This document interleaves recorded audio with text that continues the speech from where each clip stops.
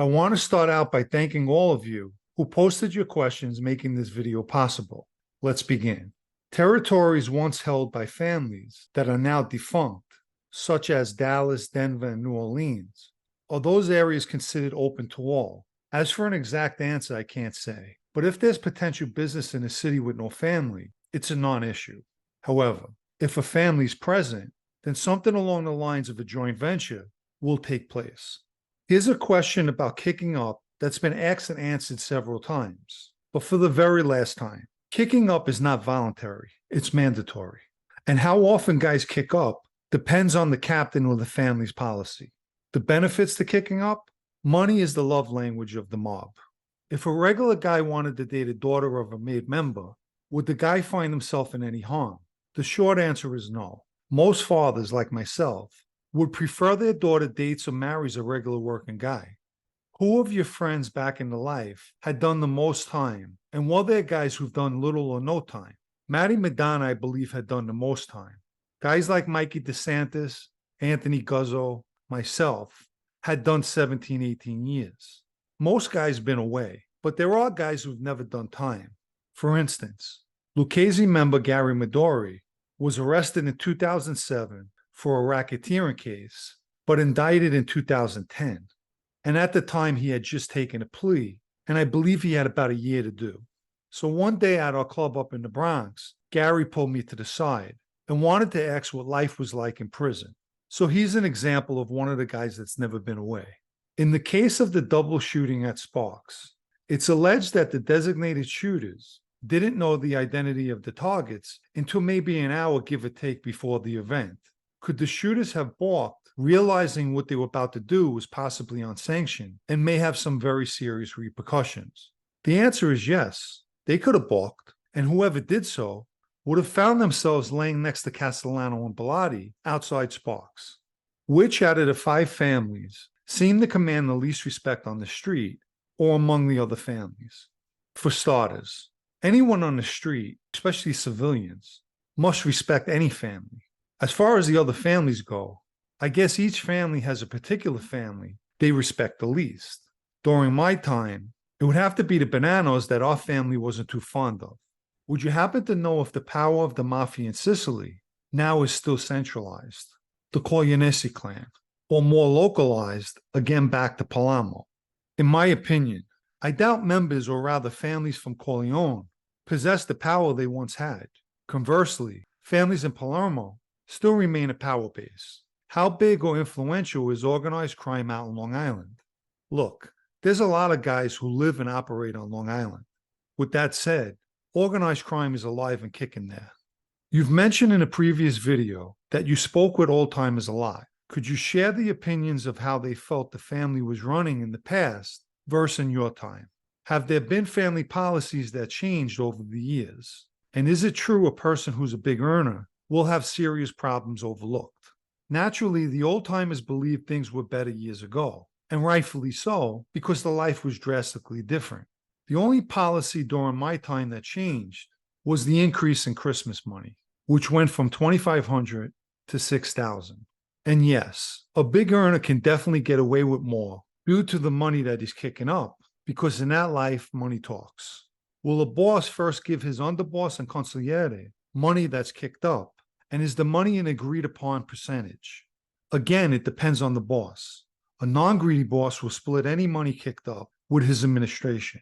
A greedy boss will do what he does best and do the opposite. Any money that's split by the administration is obviously agreed upon. What's the most common job made guys have? I would say some form of work in the construction industry.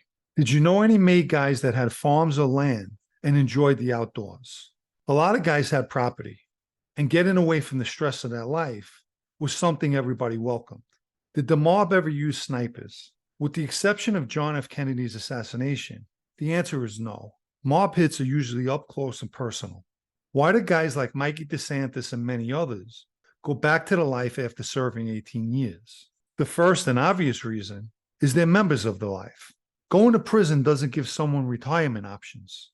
Even when a guy comes home on paper, he's supposed to somehow make contact with his skipper.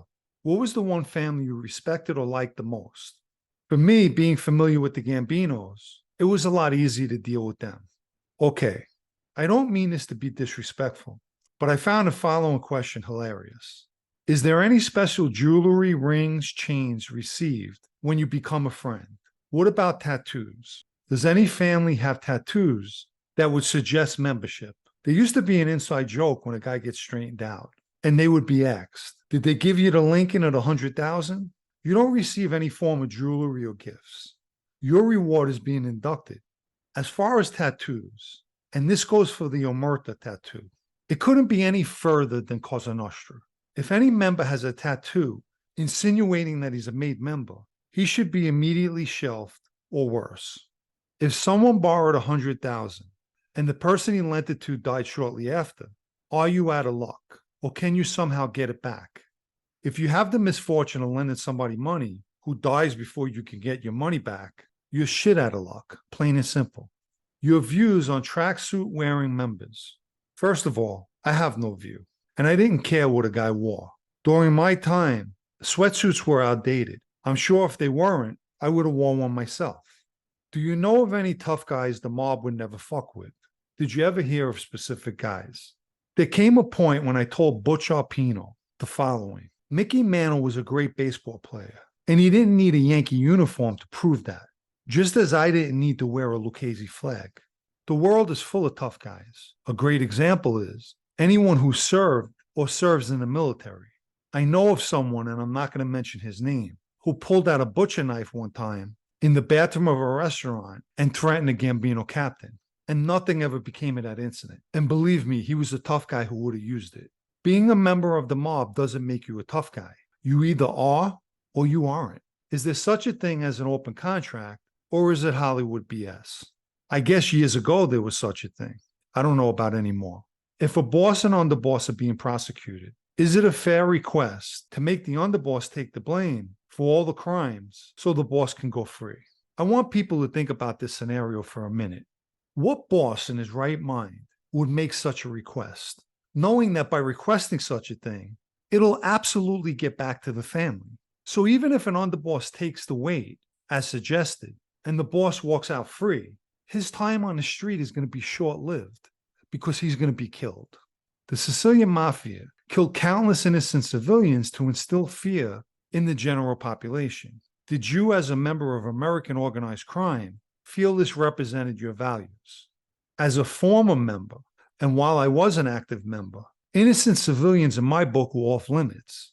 You have to understand, the mindset of Sicilians in Sicily versus American Cosa Nostra are on two different levels. With that said, and to keep it 100%, if I'd been raised in Sicily, my opinions and values would be different. Take a quick look at the Super Thanks icon found beneath this video. It's there for anyone who wants to show appreciation, and thank you. Why do you think people have such a fascination of mafia families and mob bosses? I believe certain movies and books played a significant part in that. Keep in mind, the average civilian who idolizes the mob does so from the sidelines, and more often than not, the bleachers, and they have absolutely no clue. These are people who think a guy like myself, who was a member, is lying out of revenge. When the truth of the matter is, I try to show what the mob's really about when that glorification curtain is pulled away.